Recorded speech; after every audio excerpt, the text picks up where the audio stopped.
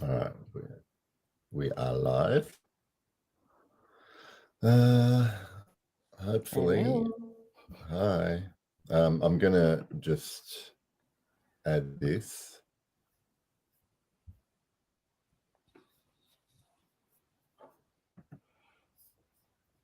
I've got one comment already. Oh, that's Rich. He commented about 20 minutes ago.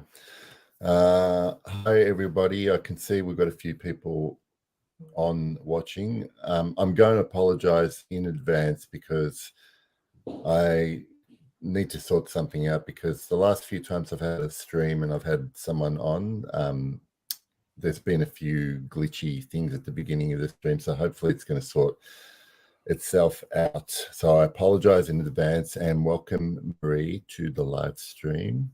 Hi. Maybe we'll probably wait a minute or something, and then I guess we'll start, because I can see there's people on, and there's probably people logging on as we go. Hi, Jonathan. Hi. Thank you. Okay.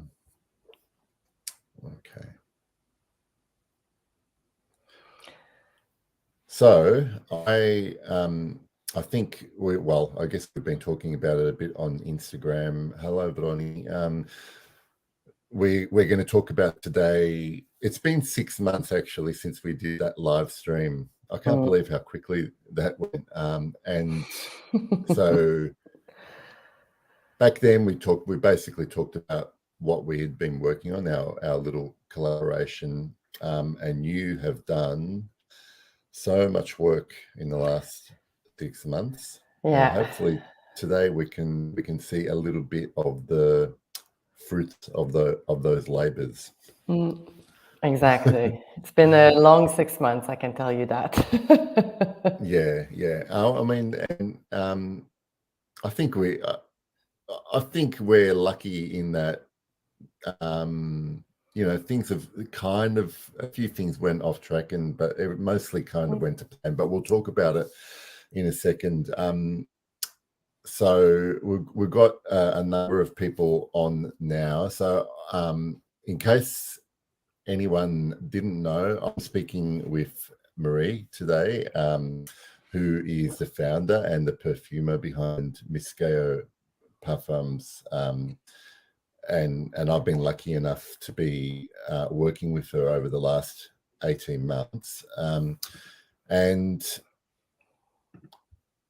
today we're going to be able to show you a few things, and ask and answer more questions about the brand that probably we weren't going to be able to answer. We weren't able to answer 6 months ago. I am sorry if there is some technical issues. My Wi-Fi connection for some reason doesn't love StreamYard, and I might freeze or you won't hear me for a bit. So please bear with us. Okay, so I'm going to hand over to Marie now, and she's going to talk about the initial release for MISKEO, and we'll answer any questions that you might have. We're going to go through a few things about the brand, the actual perfumes, and we'll take it from there. Marie, Yes. I'll leave it to you. What do you want to tell us? Well, first of all, hi to everyone. Super happy to be here. Maybe we can just go to the core of the story already and just talk about the first release. So what can I tell you? Maybe first that the first collection that we're launching with is called The Elements. So first, it's a collection. So we have more than one perfume, which we're going to talk about today. And the collection is called The Elements. And of course, this is a bit of a reference to the traditional elements that we know, like fire, air, earth, water. So why The Elements? Then I'm personally really into symbols and metaphors. I like that they really represent the human experience across time, across culture, across places. and that I guess everyone understands them. So I was thinking at the beginning of this journey, when I was thinking of creating perfume, that what if I could come up with elements for the world of perfumery. So finding scents that would be really representing, how can I say this? Like, you would hear the name and you would know exactly what that could smell like just by hearing the name and associating this with a symbol. And I kind of came up with different elements of perfumery. So essentially, this is the first collection that we're going to launch with. And we're going to talk about them today. I'm going to show them to you. And that's it. That's the intro. Yeah, so I'm like I want to add to that, Marie, that obviously I've been lucky enough to smell various drafts of the first four, or the first line that's going to be released, and you made. There's been several changes to all of them over that time, just back and forth. But from my perspective, having come in like initially to basically give my feedback from the perspective of a consumer reviewer, and not someone who's like right in the middle of the creating of those perfumes.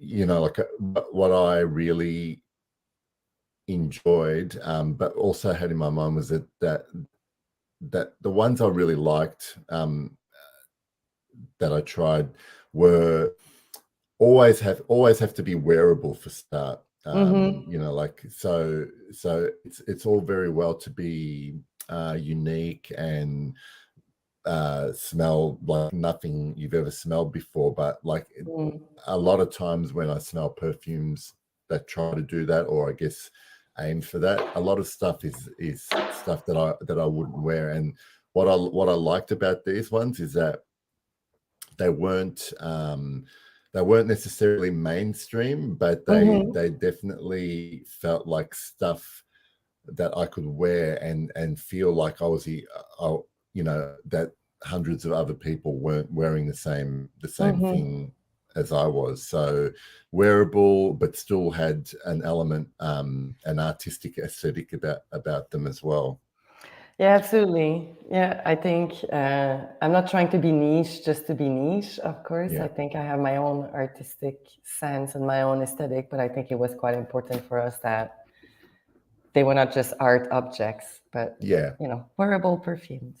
Wearable perfumes. So, as they say in the classics, without further ado, would you like to introduce everybody to the perfumes that we've come up with? Yes, absolutely. And that you worked so hard on. Yes. After multiple versions of them. I actually haven't calculated how many versions of them I have, but I think it's at least, for the four of them, probably, I would say, over 200 in total, if not more. So as I said just now, actually, we're launching with 4 perfumes.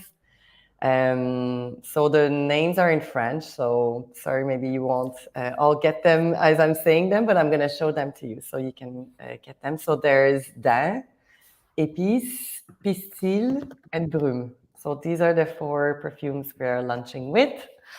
I'm not going to ask you, Pep, to say them just yet.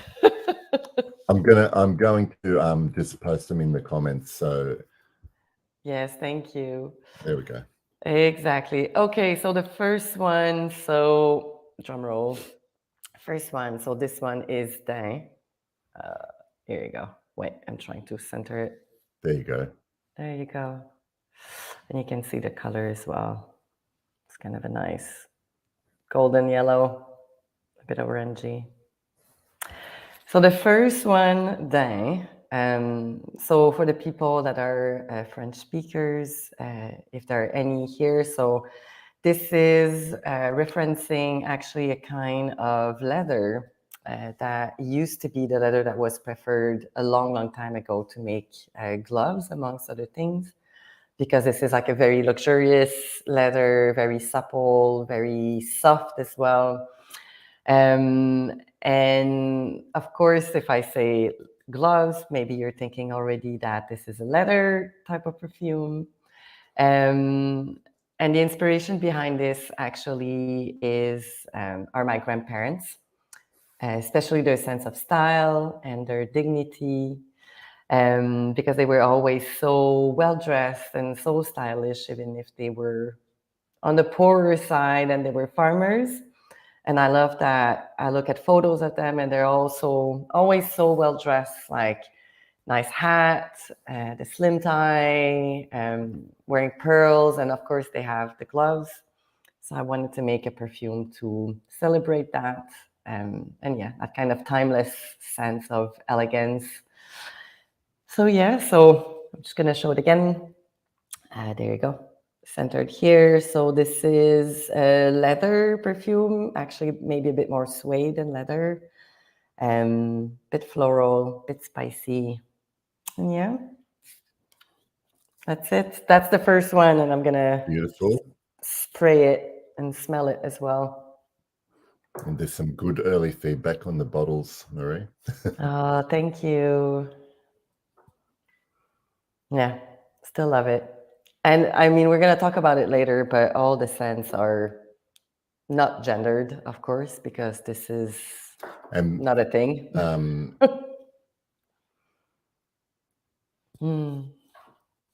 me I'm about so sorry. Pep, if you have feedback or notes that you were thinking about when you smelled it.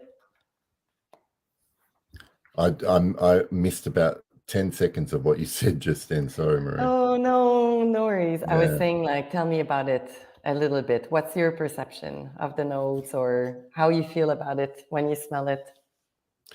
The this one, this particular perfume, and we went through so many different versions, but when I smell, I've just got the card here.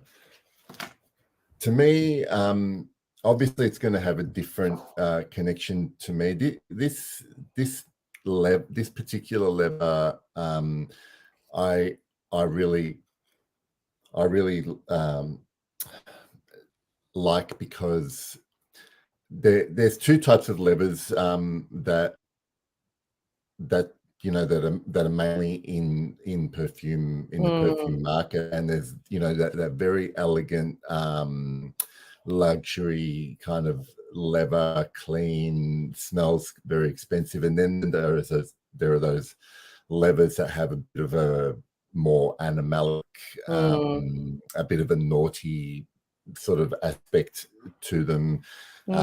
What I like about this particular one is that it actually is a nice little hybrid of both of those things for me, and I think it's because I don't know. I really like the way that there's a floral element in this particular blend as well, and it kind of makes it like a very versatile leather to wear for me as well. I don't feel like that it's very restricted to a particular occasion to wear it, if that makes sense. Like when I was testing this, it just felt like a very natural leather to kind of smell. It didn't feel like I needed to be having a particular occasion or mood to wear it as well. And I know that we don't use, we don't try and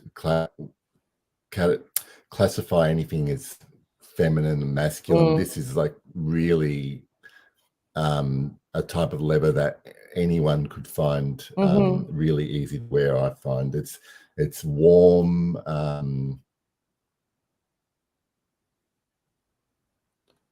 It's a warm leather, but also not necessarily one that couldn't be worn in a more casual situation, if that makes any sense. Yeah, I mean, when I was composing, of course, like thinking of my grandparents and the types of leather that I actually like to wear, I think I wanted something that was a bit more tender and soft and Yeah, silky, like not something that was like super in your face and mega sexy. Like it can still be perceived a bit as sexy because, of course, the leather association, but yeah, it's definitely. quite it's quite There's a sweet, not softness. sweet as in There's a softness to sweetness, it. It's but like yeah, uh, you imagine like a really soft, worn glove that's yeah. been that's been on a hand for a while. Do you know what I mean? Hmm. And it's warmed up, the leather's softened. That's kind of the imagery that I get a lot when I smell it. Yeah, absolutely, exactly. All right. Any other notes before we go to the next one? Um, no, not really. If I think of any while I'm smelling, I'll mention it. All right, perfect. I mean, you can talk about it a bit later once it's Yeah. settled down. Yeah. All right. Okay. So the next one, second one, is épice. So, sorry, my camera is reversed. Épice. There you go. And you can see also the color a little bit more yellowy than the other one. All right, épice. So épice, spice, evidently.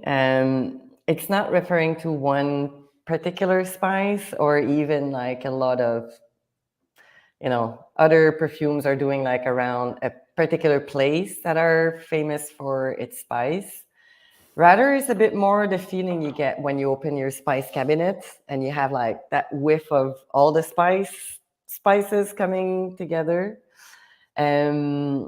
Essentially, like I wanted to just, I love food so much and I love cooking so much. I just wanted to make a perfume that felt like that joy, that warmth you have when you have a really nice meal with people you love, or cooking for people you love, or the kind of smell you get in your kitchen that just brings you to life, like coffee, for example, like that kind of instant, like you're awake, or even like the little excitement you get when you try out a new aromatic or a new spice in your kitchen, like almost like a mini adventure, unless it's just me that really gets excited with spices.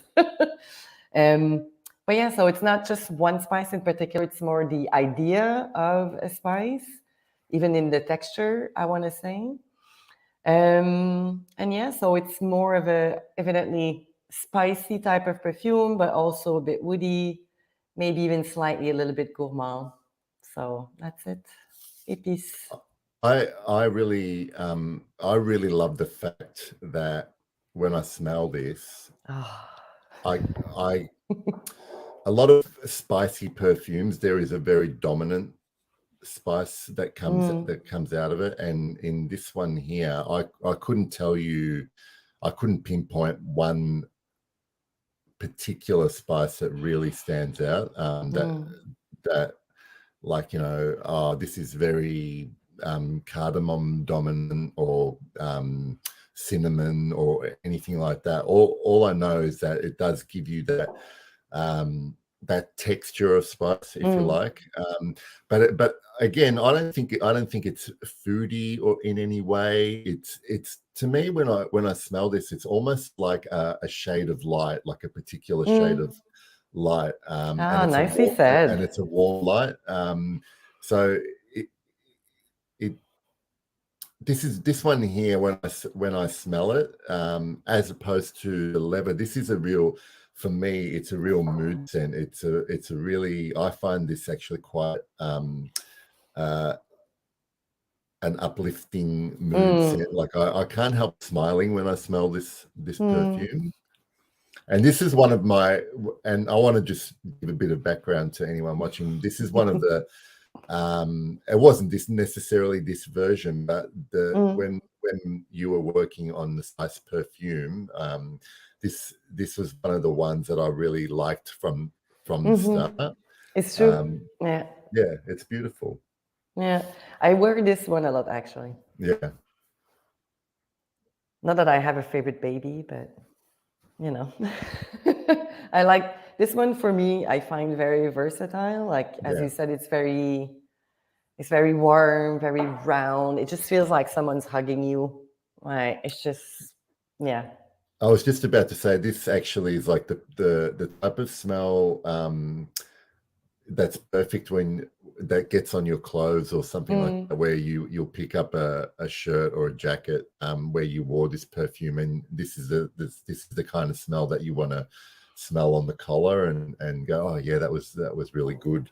Yeah. Exactly. So Yeah. also, yeah, I love it. I don't know if it's for everyone. I think depending on people, it might feel a little bit more leaning masculine, let's say, but again, not being gendered here. I still wear it a lot, so I think it can be for anyone, actually. Yeah, definitely. As opposed to the next one, I guess. Unless you have anything else to say about this, I can talk about. No, I don't. Yeah, you talk about the next one. All right. Okay, so the next one is called Pistil. Pistil. So nice green color. I don't know if you can take the color well. Color's beautiful. Yeah, I know. People that are here knowing the raw materials might have like a bit of an idea why it's so green. I'm not gonna say yet. Yeah, so Pistil, this one. So I don't know if people here know what pistil is. So pistil is essentially the female reproductive organ of the flower. So that should tell you a little bit the mood of that perfume. It's a in-your-face floral, plays up on kind of like the typical feminine perfume, but like if you crank the volume way up, it's quite animalic as well at the same time. I wanted a perfume that was kind of playing on the duality of the feminine, so both vulnerable and super strong and a bit like soft and fragile and kind of confident. So I wanted to play up these two things at the same time. And I know here anyone has read that book, but that book actually changed me quite a bit. So this is essentially the book Women Who Run with Wolves in a Perfume. So if ever anyone read it here, you know what I'm talking about. Yeah, it's a kind of wild floral animalic, very much in your face. And it's very personal to me as well. Like Pep can tell you how much I struggled making a floral perfume that I would be happy with. And it almost came out of anger. I just wanted to nail it. And yeah, it kind of went crazy and made Pistil. And I'm absolutely in love with. It's not an easy one, but I wear this quite often, especially when I'm in a kind of mood that I need a little bit of lift and feeling powerful. So I will wear that one. I love the fact that you described.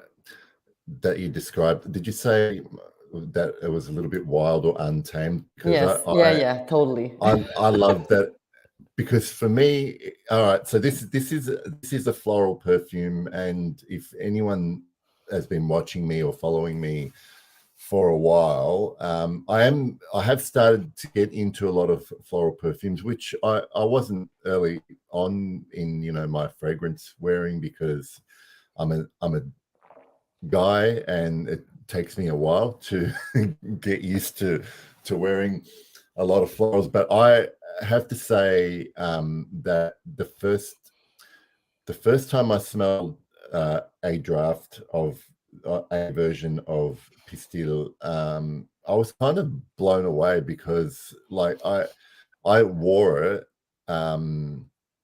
I wore it, and I knew it was supposed to be a floral perfume, Mm. and Marie had been working on it, and she wasn't sure about how it would turn out. But Yeah. I, at no point did I think I was wearing that I wore it. Did I feel self-conscious about it? You know, as a guy, I'm speaking from Mm. the point of view as a guy who didn't wear a lot of florals, but this is just beautiful. And again, I do love the fact that I can't identify a particular type of flower that's in here. Yes, it's untamed, it's a bit wild, but maybe that's why I find it pretty wearable for myself. And that even though we're using this word untamed, there's also something in the heart of it that I don't know if there is something that makes it feel a little bit clean, that lends a kind of Mm. innocence to it, Yeah, yeah. or a youthfulness to it, which I really like. So it hit all the right spots for me for a floral perfume, and I would have no hesitation wearing this at all. Like I think it's beautiful. Like, and I don't know.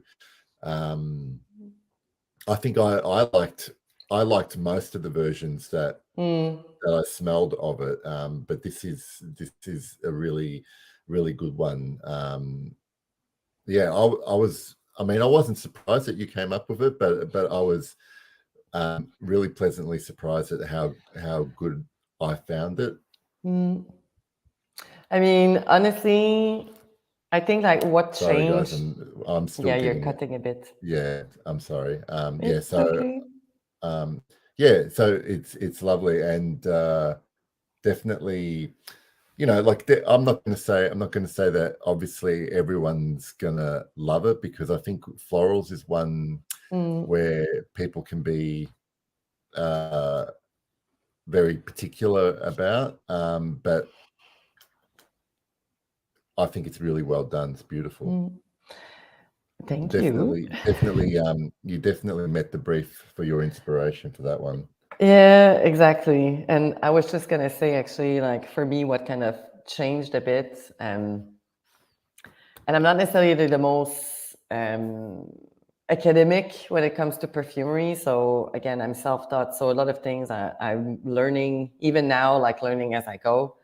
This to me was really kind of, I I zoomed in on Germaine Cellier because I wanted to find a woman that was doing perfume and a kind of perfume I want to wear, like really in your face and so strong and so powerful, but yet really lovely and tender. And it is inspired by Van Ver, by Bondy, by these kinds of more green floral type of perfume. So yeah, so it's not a copy, of course not. I'm not even gonna try to replicate the master, but it's kind of in that vein. So if you Yeah, hate Germaine Cellier, you're probably not gonna like Pistil, but give it a chance. Like you might be surprised. but definitely, a lot of people love those perfumes. So yeah, definitely worth trying if you do. And also, I'm not comparing myself to her at all. Like I'm not at all. I'm just saying like it's in that kind of family. And you know, if you, it's okay to admit who you're inspired by anyway. Yeah, of course. Yeah. I mean, Um, everyone's inspired by something, like if you're creating, it's not just coming out of nowhere. So, yeah, I have no problem saying this is where it comes from in parts, not just yeah, entirely. Yeah. yeah, absolutely. All right. All right, we'll move on to our Last fourth. one. Yes. Okay, last one. So, Broom. Wait. Broom. So you can see this one is a little bit clearer, but still a tinge of yellow green. Cute. So Broom. So this is the freshie of the bunch. Broom means fog in French, and I I'm gonna tell you about a memory I had, which I based this on. But essentially, like it's kind of the. I don't know if any of you have been like in like a very thick fog where you were close to nature. Where I don't know if it's because the water from the fog acts like almost like as a solvent in all the molecules that are floating everywhere around you, but it almost feels like when you're in fog that everything is like super sharp or like HD suddenly, like your sense of smell is in HD and it wasn't a second ago. And for me, it's a memory I have from Portugal. And a few years ago, I was on a beach where there was like this really thick fog where you didn't see anything. You can still hear the waves crashing, but like the scents were so vivid and almost like surreal a little bit. So I tried to capture that kind of a bit ozonic, oceanic, green type of scent. And yeah, so that's Broom. Anything I'm forgetting, Pep? No, other than even though you used words like oceanic and being near the sea, I need to disclose to everybody that this was, of these four, this is probably my favorite perfume. Have I told you that before, Maria, or not? No, Maybe. actually. Well, based on all the on because. So you have I a think favorite child. I'm not going to tell the others. Well, I do have a favorite child because, mainly because this one surprised me the most. Okay, so when I hear the words ozonic or marine or oceanic, like usually they kind of already put some subconscious blockers up for me because I find it very hard to find something like in that world that I've loved. Now, when you wear this one, actually, I'm just going to put this comment up because otherworldly is how it feels when I wear it. Like I'm not. I don't want to be. I don't want to. Sort of hype it up, like be too hyperbolic No, you about it. go. You hype it up, please. but I think it was just. It actually literally, when I'm wearing it, it actually literally it feels like I am wearing a mist over my body, but I don't necessarily smell aquatic notes. I smell the mist, and mist doesn't have a smell. You know what I mean? Like, it's what I imagine it smells like. Also, yes, it's a fresher perfume compared to the others, but there's no traditionally fresh notes that stand out in this There's not perfume. even any There is citruses in there. Actually. Yeah, it's like it is kind of like you mentioned. There's a greenness in there, and sometimes when I wear this, I do actually think about mist rolling over grass, grass fields, more so than being near the ocean or anything like that. But it might be different.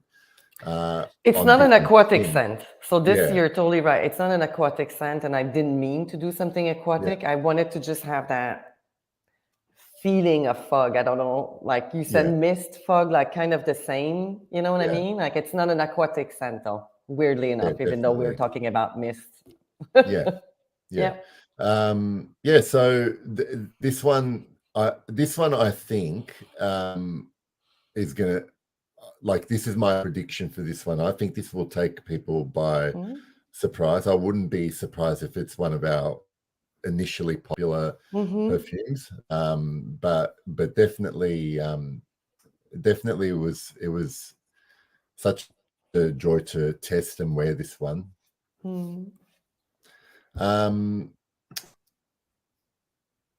Rizwan, we'll probably talk about this later, just a little bit later on. I just want to acknowledge that you asked a question. So Yeah, so they're the 4 perfumes that I can Marie's show them created. again. Yeah. There you go.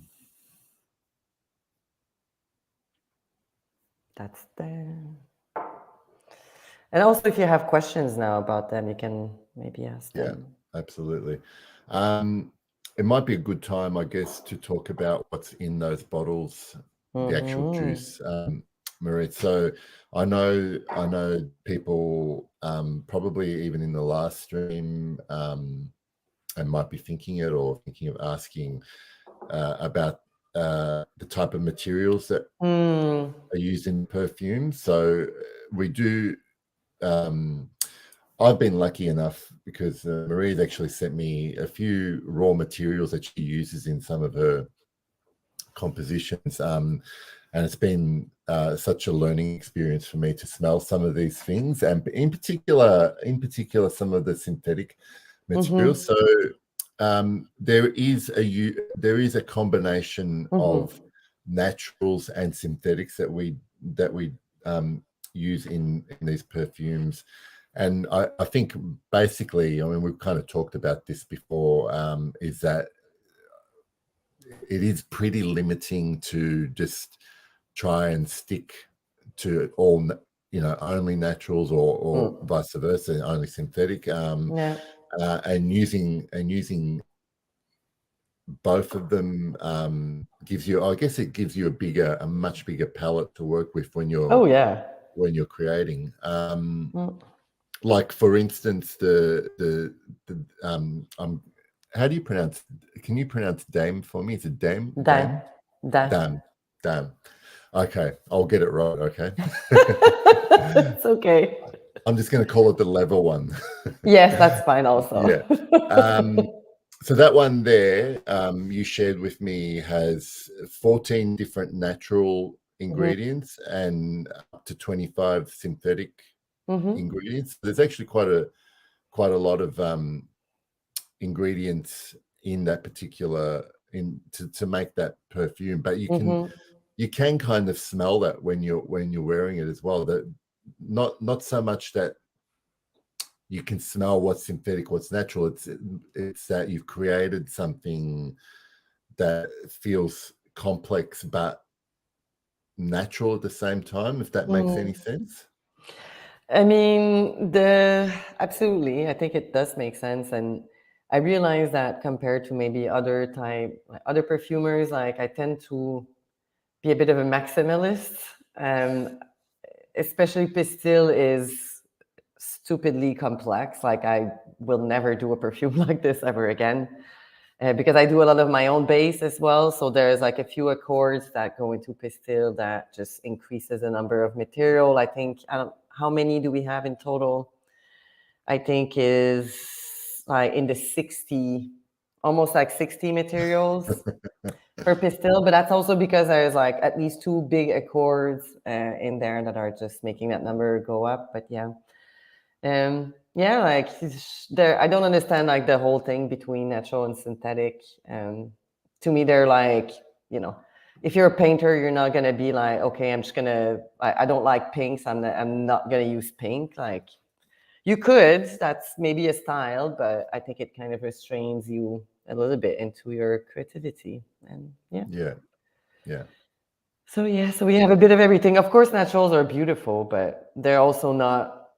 It's not because it's natural that it's healthier or better, and let's not have that conversation here because we could have an entire show just talking about that. But yeah, so we use what we need to do the creation that we want, right? There's no restraints, but always within IFRA and EU regulation limit. Like I'm also not that kind of person that just wants to ignore that. I want people to be safe wearing our perfumes. Like I don't want it to be like kind of a artistic, controversy, but yeah. And I mean, it's fair to say that in recent times, you've had to do a lot of work to basically make sure that all the materials you're using are safe to, for regulation purposes, and I know it was a source of frustration for Yeah, the you. paperwork is mental, honestly. Yeah, Like, yeah, yeah. So for every of the raw material that goes in your perfume, when you go to your safety assessment, you need to present all the documentation, and there is like,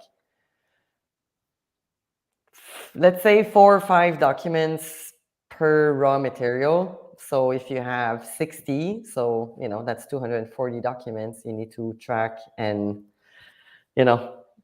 put together. So this is intense, but I'm glad it's done, and I think it's really worth it in the end. yeah. And I want to just say, speaking of materials, and I guess it's probably a good time to mention note pyramids for Mm-hmm. the perfumes. I think like a lot of brands, we're not going to go down the track of listing every single thing that's in every perfume, but definitely highlight some materials, because I really like this concept where we can show you the public, or the people wearing the perfume, a couple of the important ingredients that went into the perfumes. So, for instance, damp. Yes, well done. Thank you. So there's a couple of materials in that perfume that are highlighted. There's like clary sage, absolute, frangipani, absolute, but there's also a synthetic castoreum in there as well. By the way, which is castoreum levers are my favorite levers, by the way. I would have to agree. So similar taste. But also, given that we've mentioned castoreum, it's I think it's probably obvious that well, I don't know if it is obvious, but we're not using any materials that are obviously harmful to animals, which is one reason why we're not using real authentic castoreum. But definitely animal products, animal byproducts that aren't harmful, like beeswax and ambergris. So that's that was always kind of important to both of us, I guess, for that to be the way MISKEO worked, in terms of using those type of materials. And I you want to mean, add anything? maybe just saying that, like, they're all the 4 perfumes we're launching with, they're all vegan friendly, so there's not even animal byproducts in those ones. And of course, if ever in the future we are using something like beeswax absolute, which right now I'm creating with, so there might be, let's see. Yeah. So we would list it on our website. So we would absolutely say that they're not vegan friendly if they have beeswax, because this is an animal byproduct, even if it doesn't harm animals. So, but we would still list it. So, and obviously, I mean, it goes without saying that I think that part of the being able to sell perfumes, especially in Europe, is you have to list all the allergens and all of that kind of thing on the perfumes. Maybe just, I don't know if you wanted to move on, but one thing to say about this, because there's also been a lot of talks around, disclosing your entire raw material list. We're not going to do that.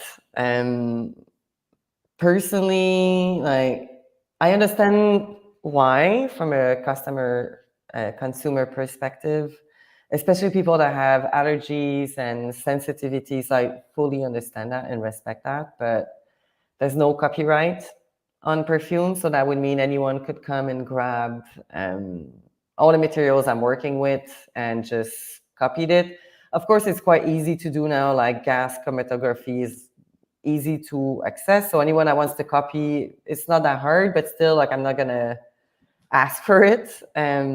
And also, I think, like, doing that comes with a lot of education as well. So you cannot just say there's that in your perfume and not talk about it. And since we're not there yet, yeah, we're not going to disclose our full list of ingredients. As Steph was saying a little bit earlier, we're going to talk about like core important material that went into the formula. And of course, in the future, if you do have allergies or sensitivities, like just write us an email, and it'll be our pleasure to triple check for you if there are certain materials are going in there. And yeah, so we don't want to hide anything. It's just, doing a little bit of. I'm not necessarily convinced. But look, I'm not necessarily convinced that everyone who has, even myself, who I'm not a perfumer, but I'm very into perfumes. Obviously, I don't actually care to know about every single ingredient that went into a perfume. I mean, obviously, if it's important, like if it's a health risk for me to know that something's in there, yes, but to be honest, like if I looked at some random perfume formula now, there's probably going to be things in there that I don't know what it is, and B, I don't know what it smells like. So it doesn't actually really it doesn't help, No, exactly. no, not at all. Like, unless you receive all the raw materials separately and you can smell them. And even so, like once you put the materials together and in different proportions, like it creates completely different effects or, world. This is why perfumes are so cool, because you can take things that don't necessarily feel like they would belong together, and they just create this amazing new universe once you put them together. Absolutely. So I'm the same. Like even like you go to a restaurant, like a really good restaurant, it's not like you're gonna ask the chef like every single little ingredients they use to make what they do. Like maybe you want to know a little bit, but who cares if they use canola oil instead of sunflower oil? It's not gonna change much, Exactly. Before we move on to other information, are you happy to answer this question up on the screen? Absolutely. Well, just Uma. I almost want to say that career chose me rather than me choosing it. I've explained in different live in different setting that it's just something that I've been always fascinated by since I was a kid. And I think just naturally, I'm very creative. I love doing things with my hands, like cooking, as I mentioned earlier, but also painting and other like gardening, doing things generally with my hands. And I think all of this kind of ends up being combined in some ways. And yeah, it's something that I need to do. I absolutely love perfume and the art and the science behind it, and that it pulls from different parts of my brain. It's creative at the same time as having like a really deep artistic aesthetic sense to it, but also you need to know at least a minimum of chemistry and understanding how things work. And yeah, it's just, I love it. And it chose me. I have no choice. I'm a witness to this. I can tell you that when Marie is creating is when she's in her best moods, and when she's doing paperwork and official stuff is when she's in her worst mood. Yes. Yeah. Yes. Yeah. I think this question here, there's obviously many different ways to do it. I guess there's probably a formal, more structured way where you do courses and maybe even work for fragrance companies and do it that way, or you can teach yourself reading books. Lots of online resources. Doing it. Yeah, just do it. Yeah, actually just doing it. Just do it. And no one's stopping you. Like, I guess this is the thing that was stopping me when I was much younger, is that before the internet, it was so hard to have access to anything, any materials. There were no forums like Base Notes, which is like has such a wealth of information and experience from different perfumers and different people. And there's no reason that you cannot become a perfumer. It used to be like very elitist, and I think it still is in so many ways. But just do it. No one's stopping you. Go buy the materials. If you want, just contact me on Instagram. I'll tell you about a couple of different places where you can buy good raw material that are kind of low quantity, and just start doing it. Is the best way. So this is how you become a perfumer, with lots of smelling things. Like you need to want to smell things. If you don't, if you're not curious about it, and if you're not dedicated, then that's going to be hard, because you need to build a whole entire library of scent in your mind. But that's it. There's no secret to it. It's just discipline, persistence, and it's just being curious and trying it. Yeah, experimenting. Yeah, definitely. Play. The attitude of play. Yes, exactly. Totally. So Michael, I'm just. Go. Oh yeah, Go sorry. for it. Oh, I I was was just going to gonna say. say to Esniati, like the Instagram is MISKEO Parfums. Just write me a DM there. I'll answer.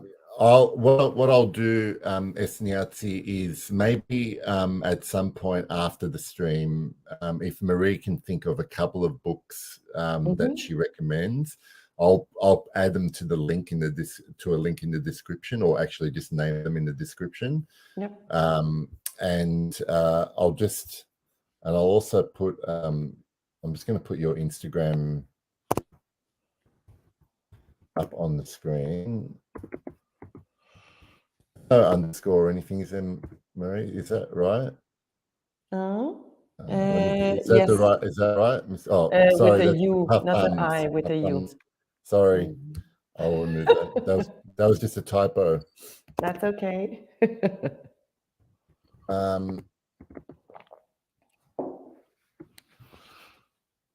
Oh, what the hell?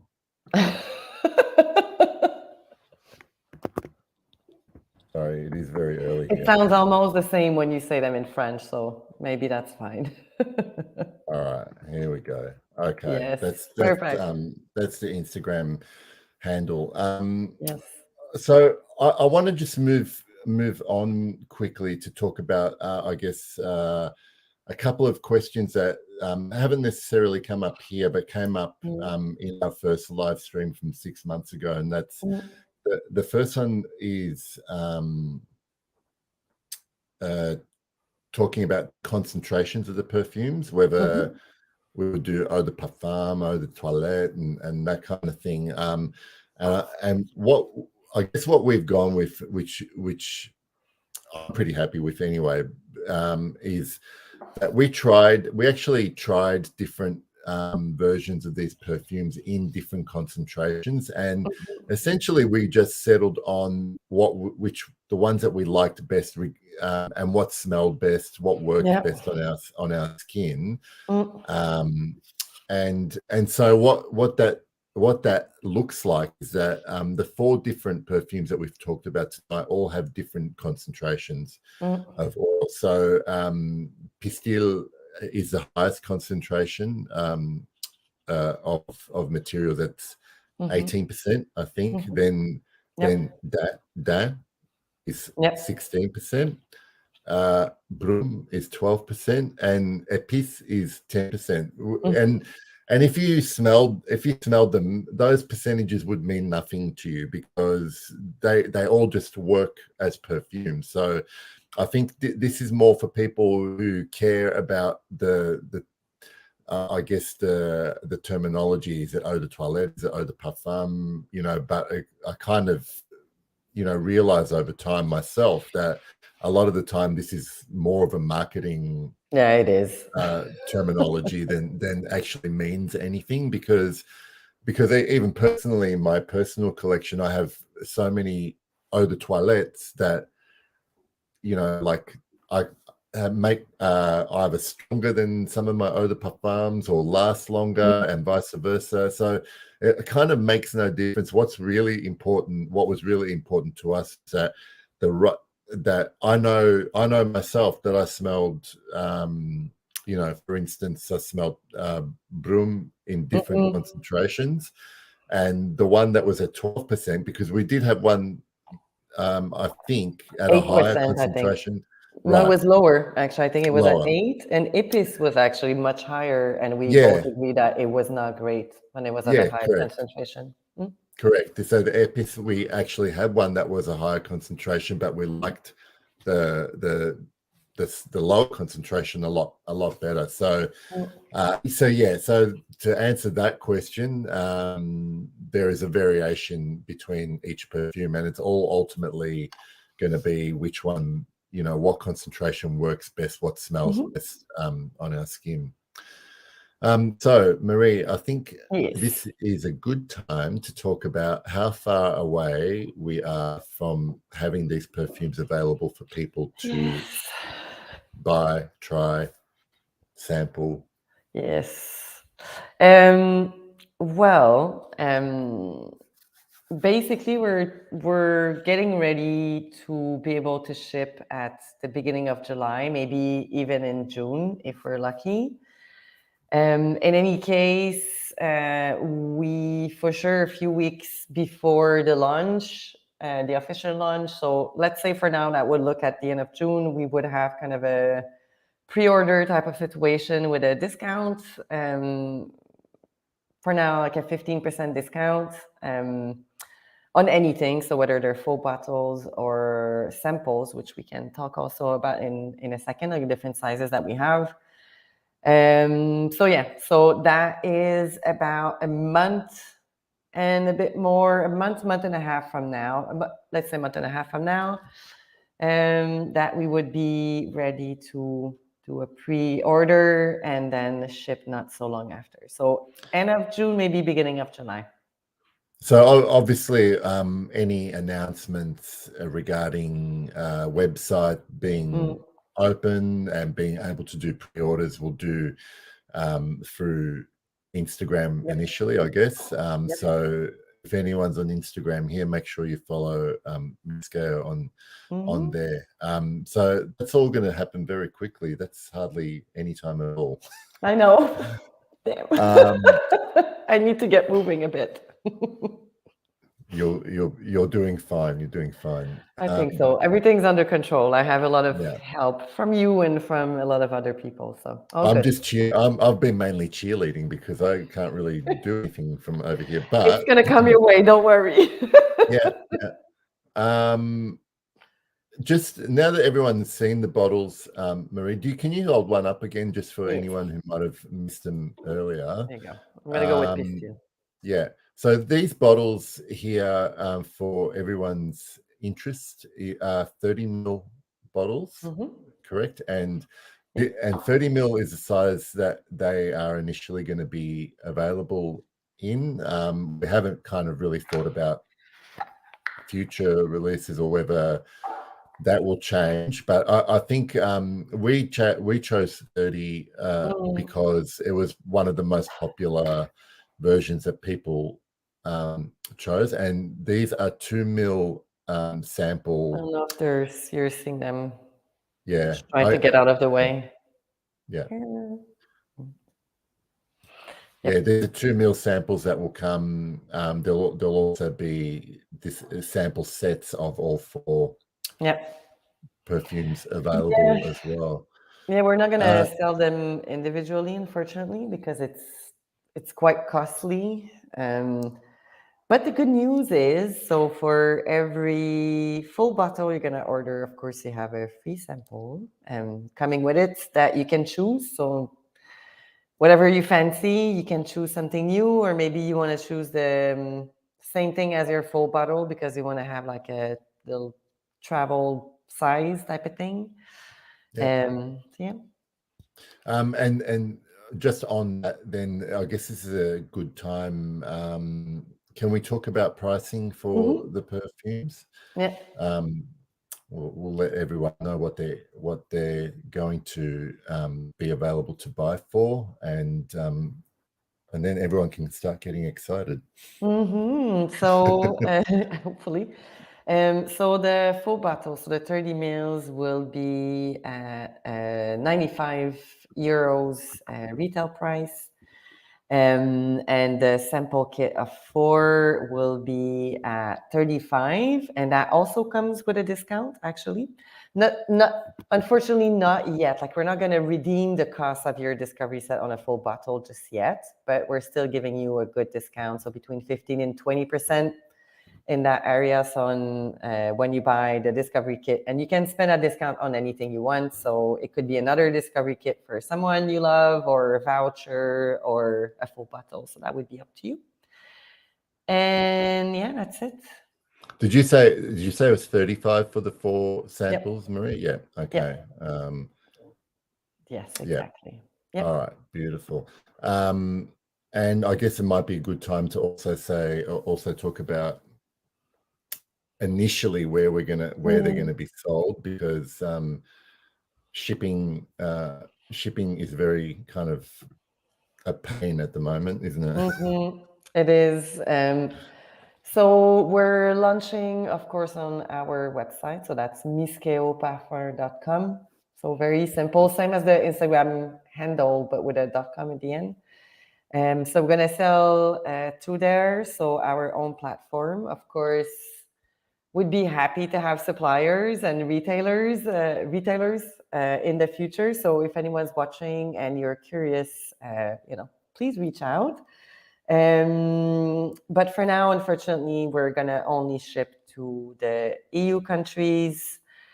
Not gonna get too much into the technicalities, but essentially, shipping abroad is quite difficult, and you need to go through a lot of bureaucracy. And right now, we're prioritizing the launch before doing all the bureaucracy. But this is gonna come hopefully, maybe by the end of the year, we'll be able to ship internationally. But for now, just in Europe.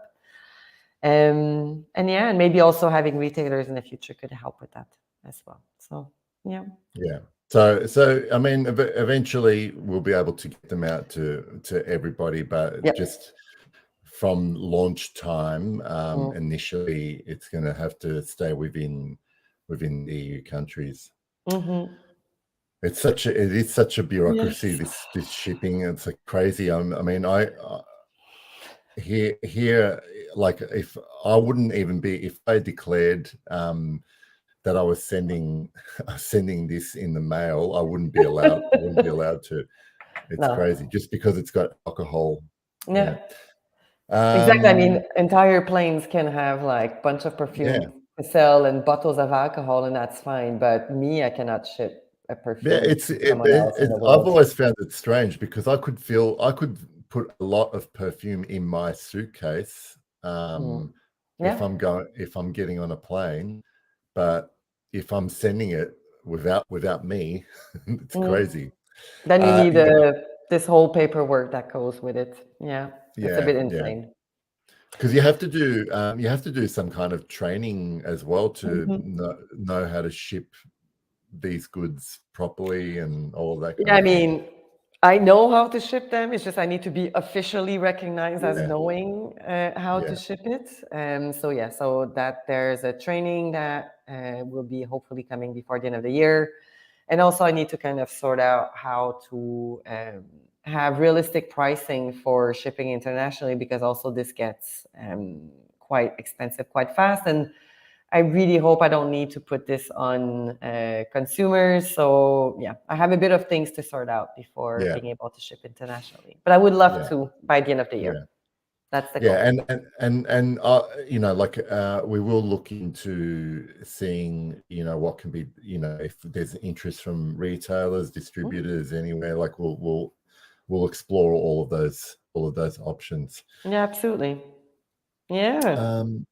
Speaking of taking over internationally, what's next? So now we've presented you our 4 perfume, our first collection elements, but what's happening after? Tell us. I think, so apart from these 4 perfumes, I know during the last 18 months that I smelled many other different perfumes that Marie been working on, all still with this elements theme. So I think, like I think the logical progression is to do further releases over the next year or two. Because there's the other stuff in that kind of theme that we want to talk about, like or want to develop, like an incense perfume, or our take on a gourmand perfume, for instance. So definitely probably adding to this line within the next year or two, another 1, 2, 3, 4 perfumes. It all depends on whether we're both happy with it. So nothing's going to change there. We're not going to make it available unless we're both very happy with the end product. So far, so good. So why change? Yeah.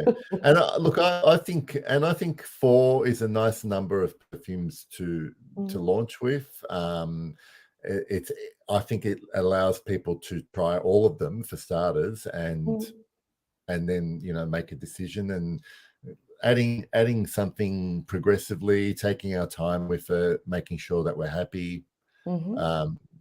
It's a good process. And maybe down the track we can even work on something that's more of a direct collaboration, like with me, having a I'm lot of waiting for your brief. Yeah, okay. I'm working on it. I'm getting inspired. I'm writing down notes. Good. Yeah.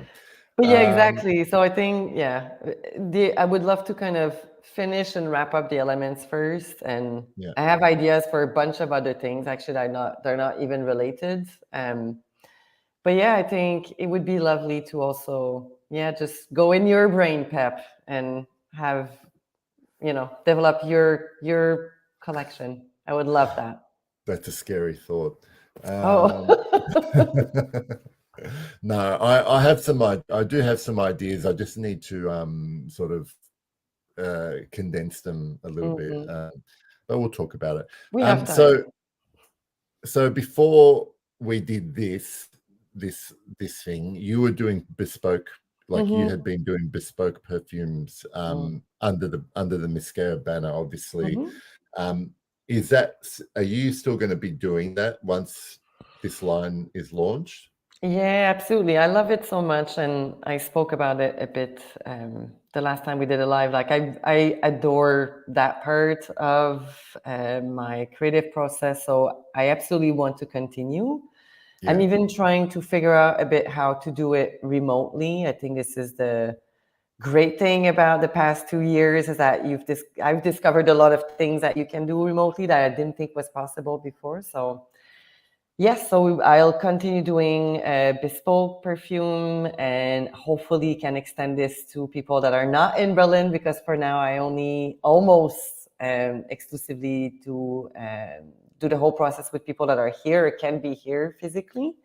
Yeah. And but for now I'm slowing down a little bit because I have so many things to do. So I'm not taking new people, at least until the summer. The summer ends and the launch is done, well on the way, under control. But yeah.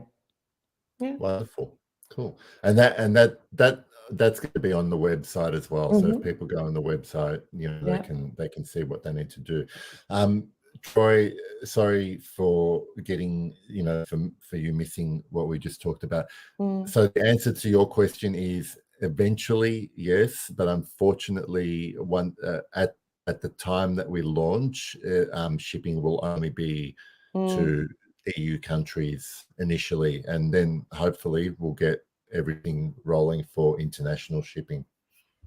Hopefully by the end of 2022. But it's not because we don't want to. I think it's just there's a bit of complexity involved, and I need to prioritize things.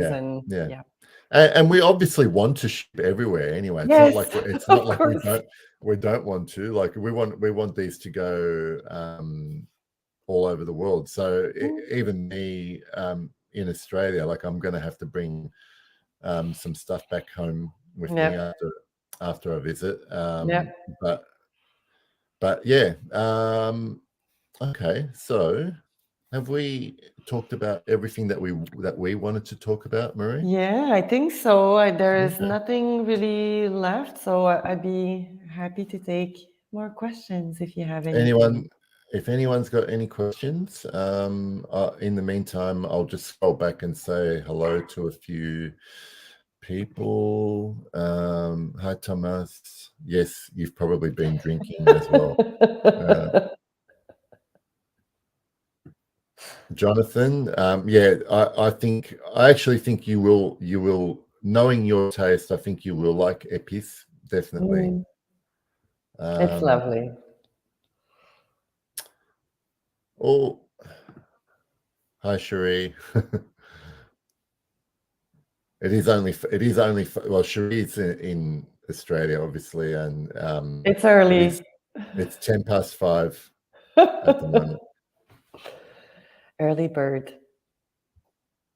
All right. Well, I'll give people a chance to type for a few seconds. Otherwise, Thank you, Jill.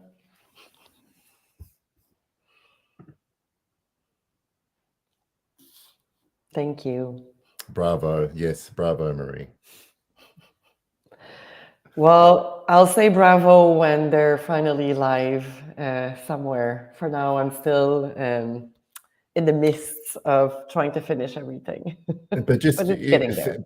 I know, and if you think about it, we were on here 6 months ago, and 6 months ago, it was still, there was work in progress. There's a whole bunch of stuff that we didn't have bottles.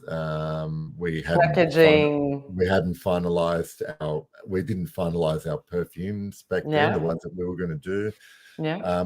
So it's all coming together, and not too far behind our schedule. Not at all, and maybe this is another life too. But there is so much. I'm very grateful for the process, even if it's painful sometimes.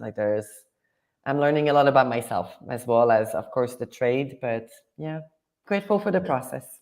Yeah. All right. So what I'll do is I'm sorry, I can't remember the person that asked. I think it was Esniazi, wanted to know about the books. So I'll put any information that we talked about in the description of this stream, which will be uploaded and saved on my YouTube channel. In the meantime, follow MISKEO Parfums on Instagram to get any updates, any new information. When the website's open, you can check everything out. Thank you, Michael. Oh, thank you, Michael. Yeah, and stay tuned. It's all very exciting. It's all going to happen within the next couple of months, and lots of people will get to smell these perfumes, which I'm very, very personally very, very happy about. Me too. Very exciting. Very exciting, and I can't wait just to have those discussions with people. Good or bad review, I don't care about that. I just want to talk about them with someone else. This will be an interesting question to answer, Marie. Like, I guess it's going to be different for every perfume, but maybe you can choose an example of one of the 4 that we talked about. Yeah, they were all very different. Pistil was the one that took, let's say, the less time, in the sense of, once I got over myself and my blockage around florals, this one went super fast. And it was almost done in one draft, almost. But Broom, for example, I've been working on for 2 years. And of course, I'm working on multiple things at once. So I cannot say that it took really 2 years, because I also been working on Dain and Epis and Pistil and my bespoke and other versions of other things in the past 2 years, 2.5 years. But this one I had very early draft. I think it was even part of the first package I sent you about a bit more than a year ago, Pep. That was early versions. Yeah. And it really changed and it evolved a lot in the last year as well. So yes, it depends. Sometimes it comes fast. Sometimes it takes a lot of versions. I think Dan was quite fast as well. Ipis, I had a lot of versions before sending them to PEP, so it took me a good 6 to 8 months before having drafts. And then we still reworked them quite a bit after. So it depends.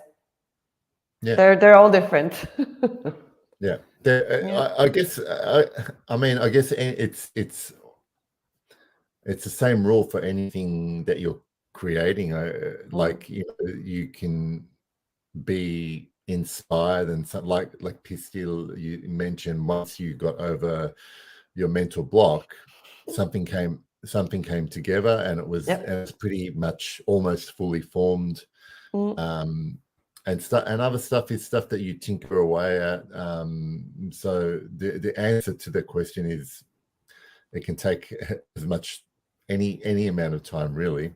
And yes, Uma, I was multitasking a bit too much sometimes. Like I tend to multitask too much. This is something I'm also learning not to do. Not always a good thing. Yeah. No. I need to learn how to multitask as well. But sometimes it's just you lose focus, like when you try to do too many things at once as well, like it's just not efficient. Even if you think that you're trying to be efficient, it's the contrary that happens. So yeah, my idea of multitasking is drinking a coffee with one hand and looking at my phone with the other. That's a start.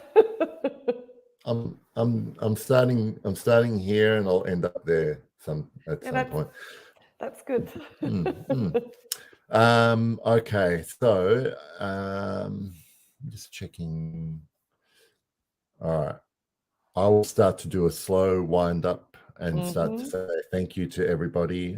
If anyone has last minute questions, I'll put them up. Otherwise, Marie, I'm very, very excited about all of this, as I'm sure that you are. And yes, I am. You definitely should be proud of yourself. And I'm very proud of you, actually. Thank you so much. And it's going to be awesome. And I hope that everyone likes the perfume. But I never expect everyone or to like them. But my hope is that there's going to be something in the 4 perfumes that we talked about tonight that someone will like a lot. So I'm I'm excited because I've been allowed to be part of this process. I know how they've changed up until this point. They're here now because we both love them. We both love the 4 perfumes. And that's the reason that we're talking about them now. So thanks for everyone that came on, especially people who commented and asked questions. And obviously, feel free to ask either of us on our Instagram any questions you have about the launch, because now we can actually tell you more about. We can tell you everything. Yeah. But yeah, thanks, Marie, again, guys. Thank you to everyone also that was here today, and very excited to share them with everyone. So thank you. End of June, early July, hopefully. Otherwise, see you, everybody. Yeah. See you. Bye. Bye. Bye, Pep. Have a good night. Good day, Bye, actually. Marie. Bye. Yeah, thank you. I'll have a nap later on. Yeah. Bye.